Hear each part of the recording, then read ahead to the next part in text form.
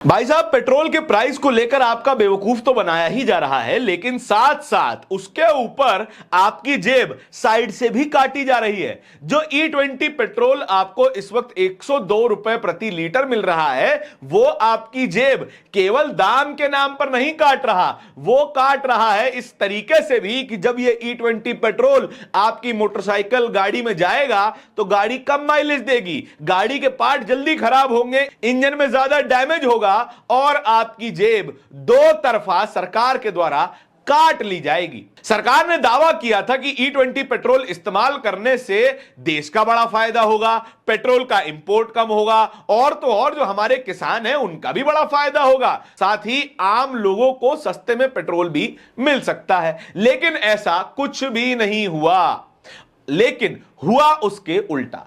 Petrol के prices लगातार बढ़ते चले जा रहे हैं, वो भी 20% एथेनॉल ब्लेंडिंग वाले तेल का। और अगर आप 95 ऑक्टेन, 90 ऑक्टेन या 75 ऑक्टेन डलवाएंगे तो उसके दाम और भी ज्यादा होंगे। ऑक्टेन यानी कि नॉन इथेनॉल ब्लेंडिंग वाला तेल, दुनिया भर में भी इथेनॉल ब्लेंडिंग वाला तेल बेचा जाता है, लेकिन वो तेल काफी सस्ते में बेचा जाता है क्योंकि उसमें 20% इथेनॉल ब्लेंडिंग तो है ही, जिसका फायदा सीधे तौर पर सरकार और तेल कंपनियों को मिलता ही है। अब ये इथेनॉल क्या बला है? इथेनॉल एक डेरिवेटिव होता है कुछ फसलों का, जैसे गेहूं, गन्ना या फिर मक्का, एक तरीके की अल्कोहल होती है जिसको हम पेट्रोल में मिक्स करते हैं, जिससे पेट्रोल की डेंसिटी सेम बनी रहती है और उपयोगिता में भी कुछ खास फर्क नहीं आता है, लेकिन फर्क पड़ता है आपकी गाड़ी पर। डॉक्टर एसपी ने बिजनेस टुडे की एक रिपोर्ट को शेयर करते हुए उसके की पॉइंट्स लिखे हैं।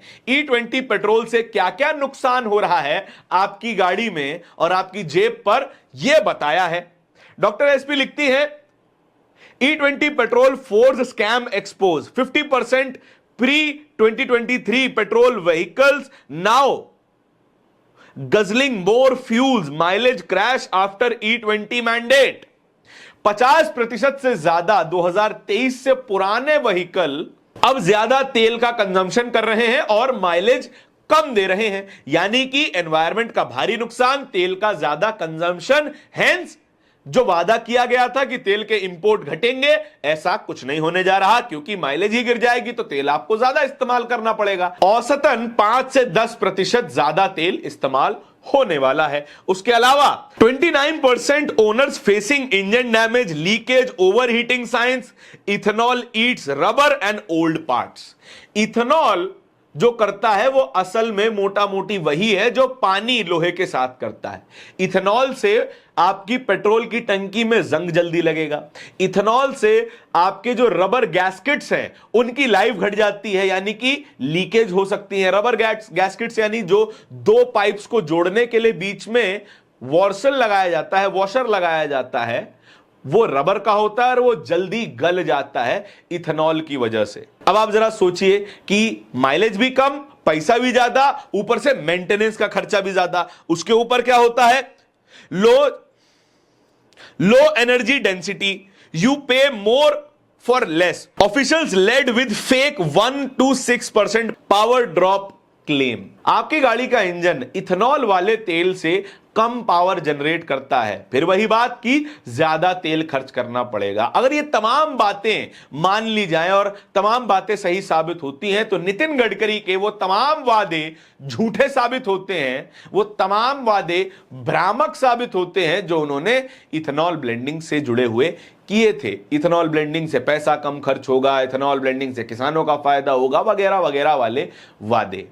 अब नुकसान किसका हो रहा है? सामान्य उस व्यक्ति का जो व्यक्ति रोजाना अपनी मोटरसाइकिल से ऑफिस जाता है, रैपिडो, जेप्टो, जोमैटो में डिलीवरी करता है, बाइक टैक्सी चलाता है, या फिर जो फील्ड वर्क करते हैं हमारे मेडिसिन के MR लोग और हमारे जो सेल्समैन हैं, किताबों की बिक्री करते हैं, ये तमाम लोग, उनकी जेब पर बड़ा फटका पड़ सकता है क्योंकि मेजर पार्ट्स इथेनॉल युक्त पेट्रोल से खराब हो सकते हैं और ज्यादातर गाड़ियां आज भी E20 कंपैटिबल नहीं हैं। इसके अलावा नितिन गडकरी साहब कह रहे हैं कि हम E20 को बढ़ा करके E30, E40, E50 तक भी जाना चाहते हैं।